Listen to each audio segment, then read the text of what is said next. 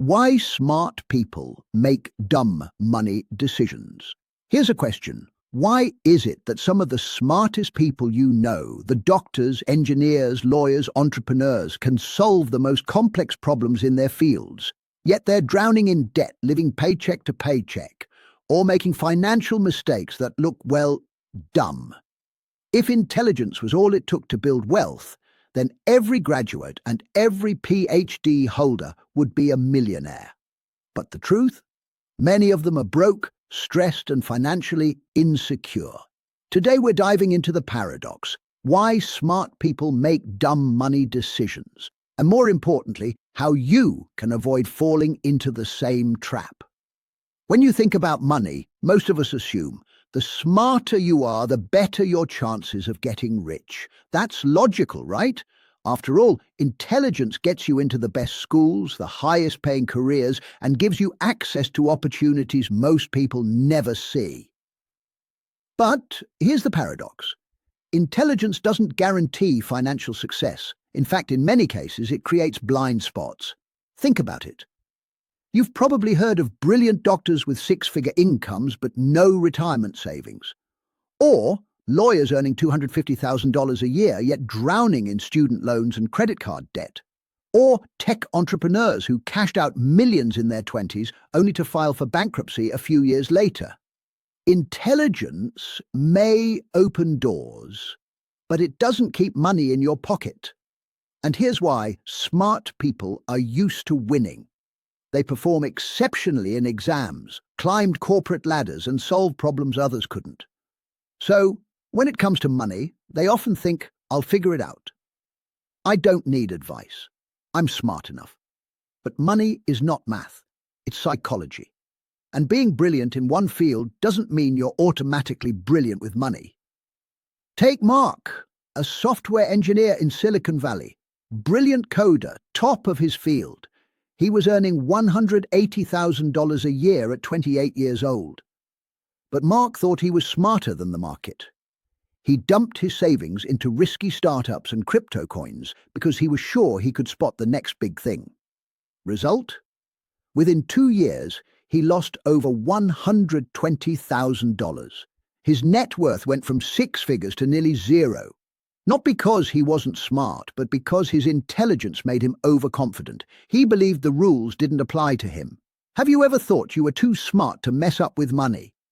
Maybe skipped advice, ignored a warning, or thought you had it all under control, only to regret it later? Drop a yes in the comments if you can relate. Here's another big one. Smart people fall for the illusion of control. They think, if I can make good decisions in my career, I'll make good decisions with money. But money is influenced by thousands of unpredictable factors. Markets, interest rates, inflation, recessions, even global events you can't control. No matter how smart you are, you cannot outthink randomness. During the 2008 financial crisis, even Nobel Prize-winning economists lost fortunes. Think about that. People with the highest possible academic intelligence couldn't predict or control the chaos. Now, imagine a high-earning professional who believes they can time the market or day trade their way to millions. 9 times out of 10, they end up underperforming even a simple S&P 500 index fund. The smarter you are, the more likely you are to overestimate your ability. That's the paradox. Another trap. Smart people often equate a high income with financial success. But wealth isn't what you earn, it's what you keep. Doctors, lawyers, engineers, many make six figures. Yet a shocking percentage live paycheck to paycheck. Why? Massive student loan debt, lifestyle inflation, poor investment habits. Believing high income equals immunity from financial mistakes. Dr. Susan, a surgeon making $300,000 a year, drove a luxury car, lived in a $1 million home, and took exotic vacations. But beneath the surface, she had $250,000 in student loans, $60,000 in credit card debt, and no emergency fund. On paper, she looked wealthy. In reality, she was one missed paycheck away from financial disaster. Would you rather have a high income and zero savings, or a modest income, but $250,000 in the bank, which is real wealth to you? Let me know in the comments. Let's consider this. You've probably heard this. Nearly 70% of lottery winners go broke within 7 years. Some of them were intelligent, educated professionals before their windfall. So why do they go broke? Because money magnifies behavior. If you're bad with $1,000, you'll be worse with $1 million. Same with entrepreneurs. Look at the crypto craze. Many bright founders made millions, but without discipline, they lost it all just as fast. Intelligence is not a substitute for discipline, and the market doesn't care how smart you are. So here's the paradox. Smart people often make dumb money decisions because their intelligence gives them confidence without caution, income without savings, and control without humility. The good news? Once you understand this paradox, you can start to fix it. And as this video unfolds, we'll uncover the deep psychology behind why smart people sabotage their finances and how you can avoid those traps. If this episode opened your eyes, hit that like button. It helps more people see this. Comment below with the dumbest money decision you've ever made. And don't forget to subscribe because we're breaking down the emotional money traps that keep even the smartest people broke.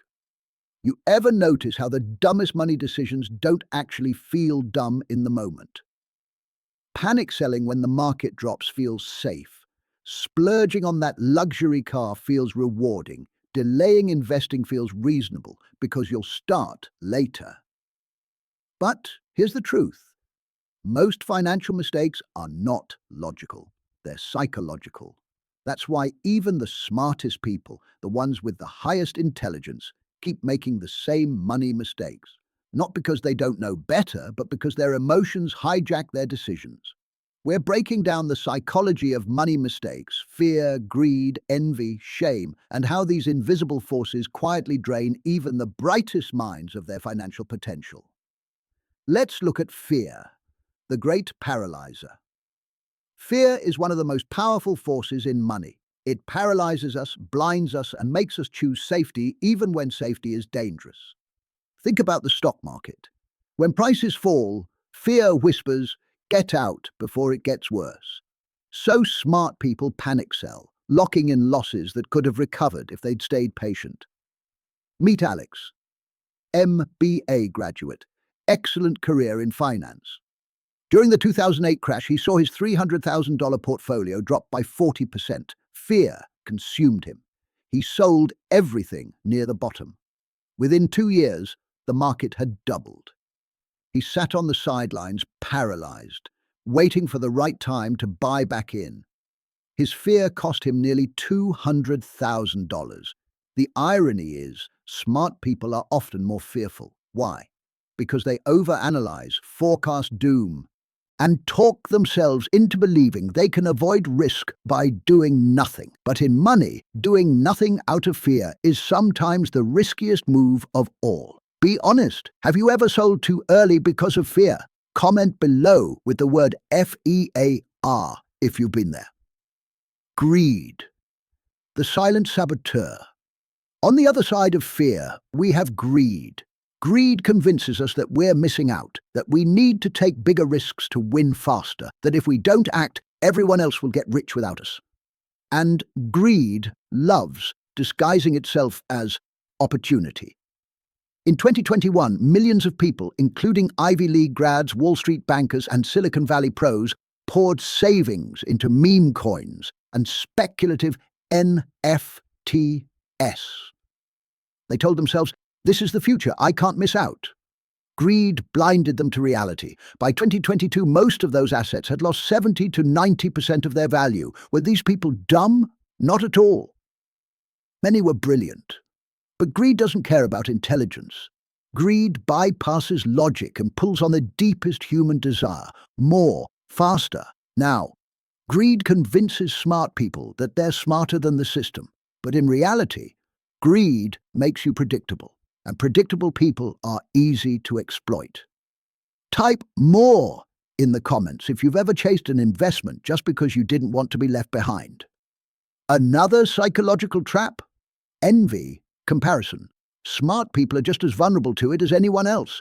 You see a colleague buy a Tesla, and suddenly your perfectly good car feels inadequate. You hear about a classmate investing early in real estate, and now you feel behind, even if you're financially stable.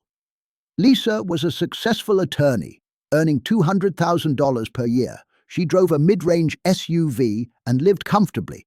But when her law school friend bought a luxury home, Lisa felt behind. She upgraded her car, her wardrobe, even took on a larger mortgage, all to keep up. Within 3 years, she had doubled her debt and lost her savings, not because she was dumb, but because envy tricked her into measuring her life against someone else's highlight reel. The smarter you are, the more your pride gets tangled in comparison. And pride is expensive. Shame and guilt might be the quietest financial killers of all. Smart people often hide their money struggles because admitting mistakes feels like admitting stupidity. So instead of asking for help, they double down. Instead of facing debt, they ignore it. Instead of learning, they pretend they already know. Daniel was a professor highly respected in his field. Behind closed doors, he had $40,000 in credit card debt. But he couldn't bring himself to admit it, not to his wife, not to his colleagues. The shame was suffocating, and because he hid it, the debt snowballed with interest until it became nearly unmanageable. Shame keeps smart people broke because it silences them. They'd rather suffer privately than seek help publicly. But money doesn't care about pride. The longer you hide your mistakes, the more expensive they get. Imagine this scenario. The market dips. Fear says, sell. Your friend brags about buying low. Envy says you're falling behind. Then the market bounces back. Shame whispers, you idiot, why did you sell? And greed finishes the drink with, next time go bigger. That's the cycle that traps even the smartest minds. A cycle of emotions disguised as logic, leading to dumb financial decisions. Breaking the cycle. So how do you fight back? How do you avoid letting psychology hijack your wallet? Here are 3 proven strategies. 1. Automate good behavior. Remove emotion from the equation. Automatic savings, automatic investing, automatic bill pay. Systems don't get scared. Systems don't get greedy. 2. Set rules before the storm. Decide in advance. I will invest X% monthly no matter what. Or I won't spend more than Y on a car, no matter what others drive. Rules save you when emotions attack. 3. Talk about money openly. Shame dies in the light. The more you share struggles with trusted people or communities, the more you realize you're not alone, and the faster you find solutions. Here is what you can do now. Write down 1 money rule you're going to live by no matter what. It could be, I'll invest 10% of every paycheck, or I'll never buy a car that costs more than 1 year of my salary. Drop your rule in the comments and make it real. So here's the truth. Smart people make dumb money decisions, not because they're stupid, but because they're human. Fear, greed, envy, and shame attack us all. But once you see them for what they are, you can break free. If you have learnt anything so far, smash that like button so more people can learn these lessons. Comment your personal money rule below. I'll feature some of the best as we move forward. Let us talk about behavioral biases that break bank account. Here's a shocking truth. Most of your money decisions aren't logical at all. They're shaped by hidden psychological shortcuts called biases, and the smarter you are, the more dangerous these biases become, because intelligence often makes you overconfident in bad decisions. Today, in this series, we're breaking down the biggest behavioral biases: loss aversion, confirmation bias, gambler's fallacy, anchoring. That trick even the smartest people into losing thousands of dollars. And by the end of this video, you'll not only see them, you'll know exactly how to beat them. The fear of losing hurts twice as much. Let's start with loss aversion. Studies show that losing $100 feels about twice as painful as gaining $100 feels pleasurable. This fear of loss makes us cling to bad decisions far longer than we should. David, a successful engineer, invested $20,000 in a startup stock. Within a year, it dropped to $10,000. Rationally, he should have admitted defeat and reinvested elsewhere, but loss aversion kicked in. He thought, it'll bounce back. I don't want to lock in the loss. 3 years later, the company folded. His $20,000 turned to zero. David wasn't dumb. He was a victim of loss aversion. He couldn't cut his losses because psychologically admitting loss felt worse than reality. The smartest people hold on to losing investments, bad businesses, or even toxic money habits because letting go feels like failure, but the real failure is staying stuck.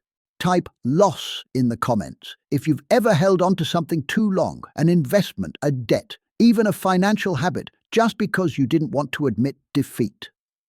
Confirmation bias, hearing what you want to hear.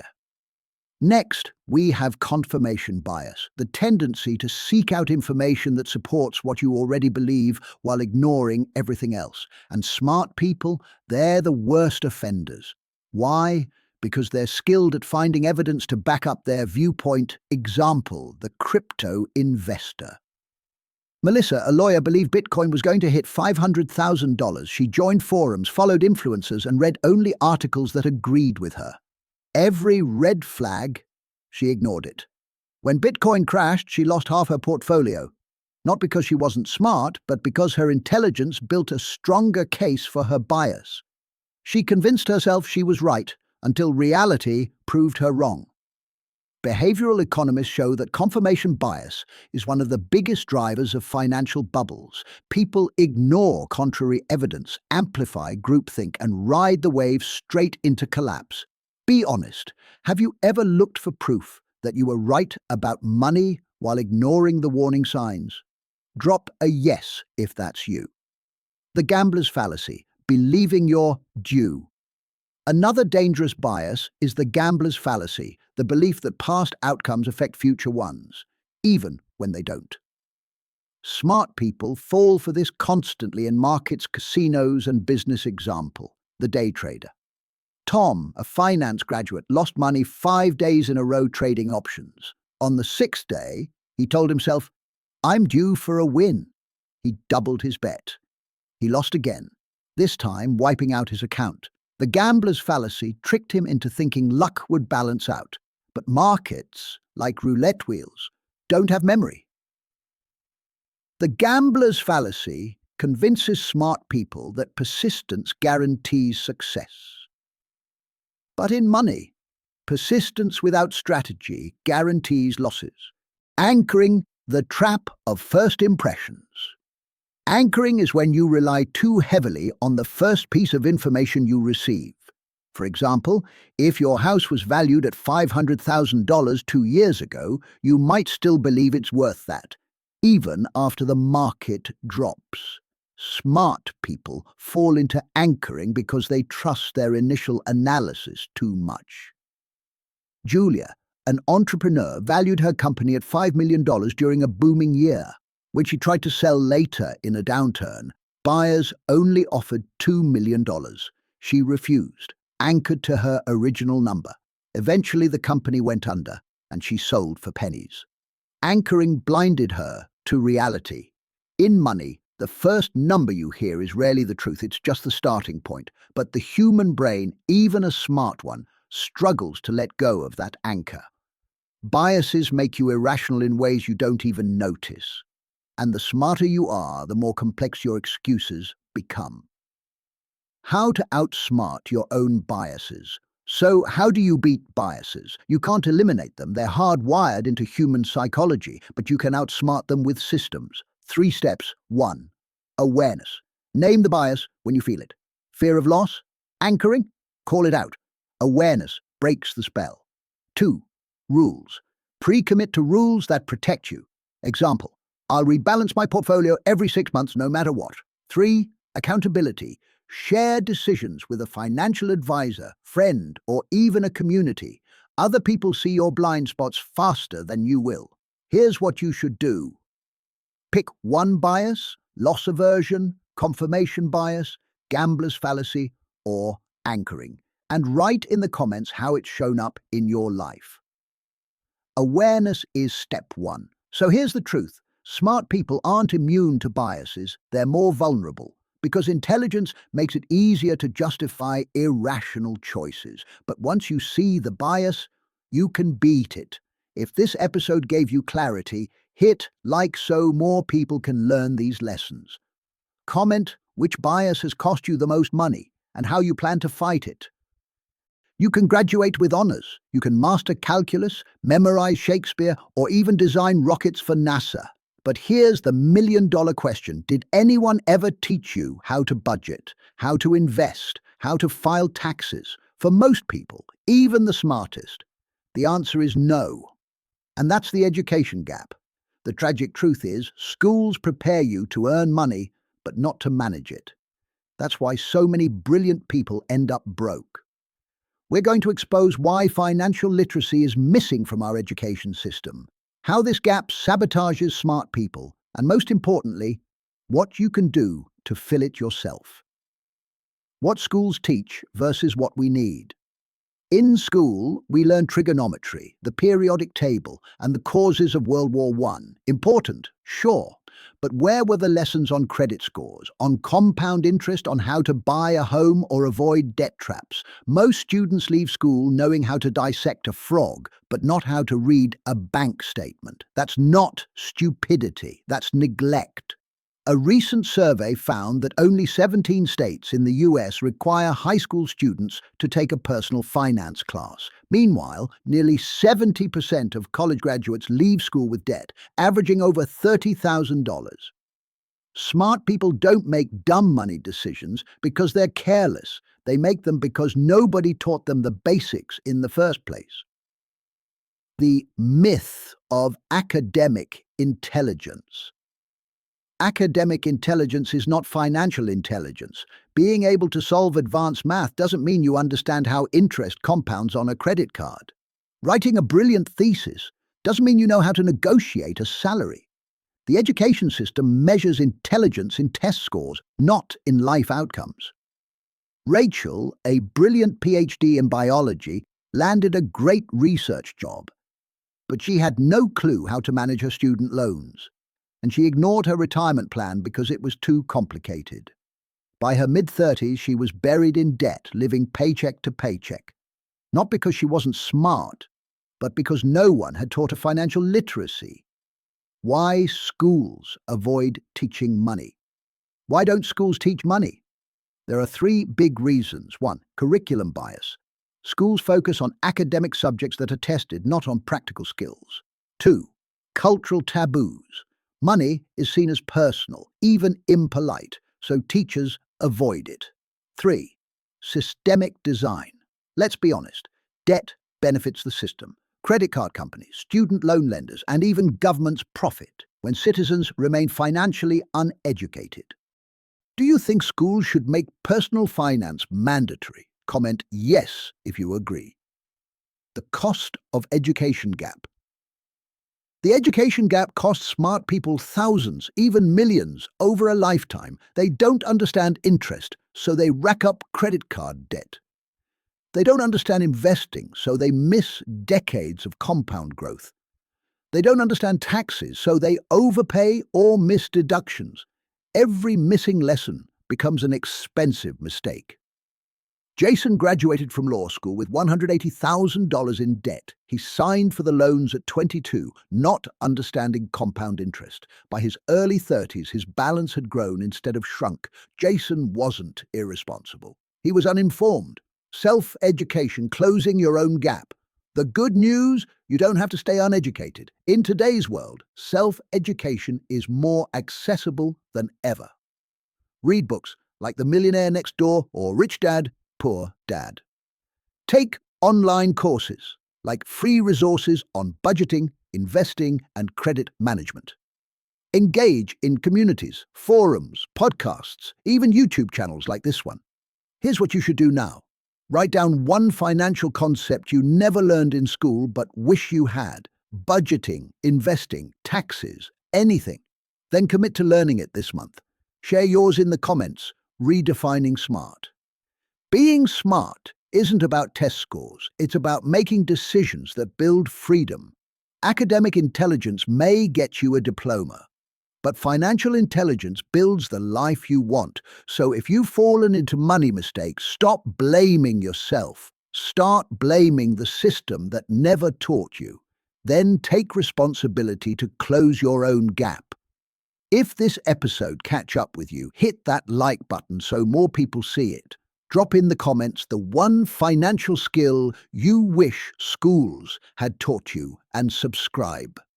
High income, low net worth. Let me blow your mind. In America today, nearly 60% of people earning six figures live paycheck to paycheck. Read that again. These are people pulling in over $100,000 a year, sometimes $200,000 or more, and yet they're broke. How does that make sense? Isn't a six-figure salary the dream? Doesn't it guarantee wealth? The hard truth is, income is not wealth. And if you don't understand the difference, you can make more money every year and still stay trapped in financial stress. We're exposing the myth of high income, why smart, high-earning professionals stay broke, and how you can make sure your net worth actually grows no matter what your paycheck looks like. The income myth. Society loves income. It's flashy, impressive, easy to brag about. You meet someone new, what's one of the first questions? So what do you do? Meaning, how much do you make? But income is only one part of the equation. What really matters is net worth, your assets minus your liabilities. You can earn $300,000 and be broke, or earn $70,000 and be wealthy. It all comes down to what you keep, not what you make. Meet two professionals. Sarah earns $250,000 a year as a corporate attorney. She drives a luxury car, lives in a $1 million apartment, and vacations twice a year. Net worth? Minus $50,000, thanks to debt and loans. Mike earns $70,000 a year as a school principal. He drives a used Toyota, lives below his means, invests consistently, and has $250,000 in savings. Net worth? Positive and growing. Who's richer? Not Sarah. Cultural and social pressures. Why do so many smart people spend money they don't have on things they don't need, to impress people they don't even like? It's not because they don't know better. It's because cultural and social pressures are powerful. They tell us what success should look like, how wealth should be displayed, and what we owe to family and community. And here's the truth. Even the smartest minds struggle to resist. The pressure to impress. Let's face it, society celebrates the appearance of wealth more than actual wealth. The luxury car, the big house, the designer clothes, they scream success, even if debt is hiding underneath. Smart people aren't immune. In fact, the more intelligent and accomplished you are, the more pressure you feel to live up to an image. Michael, a 29-year-old MBA graduate, landed a $120,000 job. Within a year, he leased a BMW, rented a luxury apartment, and filled his closet with designer suits. His peers expected it. He felt he had to project success. But when layoffs hit, Michael had $800 in his checking account. His impressive lifestyle left him financially fragile. Drop a comment. Have you ever bought something mainly to impress others, even if it hurt your finances? Just type YES. Family expectations and obligations. In many cultures, family obligations shape financial decisions. Supporting parents, paying for siblings' education, or funding weddings can drain even high earners. For smart people, especially first-generation professionals, the pressure is immense. They become the family bank. Priya, an engineer in the US, earned six figures. But every month she sent money back home to support extended family. She paid for her brother's tuition, her parents' mortgage, and her cousin's wedding. She was smart, hard-working. But after years of giving, she had almost no savings. Her cultural duty came at the cost of her financial future. Family support is noble. But without boundaries, it becomes financial self-destruction. Social celebrations and cultural spending.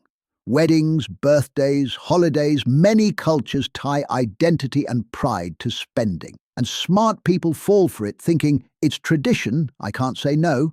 But traditions can get expensive, fast. Sarah and James were both lawyers. Their families insisted on a lavish wedding with 300 guests. They charged $50,000 to credit cards, assuming their high incomes would handle it later. 3 years in, they were still paying for a single night of celebration. Cultural pride shouldn't come with 20% APR attached. Peer pressure and comparison. Peer pressure isn't just for teenagers. Adults feel it too, especially professionals surrounded by colleagues with flashy lifestyles. You see a co-worker's vacation photos and suddenly your budget-friendly vacation feels cheap. You hear about a friend buying a house and you rush to level up him or her even if you're not ready. David worked at a law firm where partners drove Teslas and wore Rolexes. Even though he was still paying student loans, he felt pressure to keep up appearances. He financed a Tesla, bought luxury suits, and upgraded his apartment. 5 years later, he was deep in debt because comparison had driven his choices. Have you ever felt pressured to spend more because of what your peers were doing? Type pressure if you know the feeling. The social media effect. In today's world, social media amplifies pressure. Instagram shows highlight reels, vacations, luxury brands, big homes. TikTok flaunts side hustlers making $10,000 a month. Smart people know it's curated, but emotionally, it still triggers envy and spending. Melissa, a teacher, started following luxury lifestyle influencers. Soon she was buying designer bags on credit to treat herself. Each swipe felt small until her debt hit $15,000. Social media isn't real life, but your debt will be very real if you chase the social media.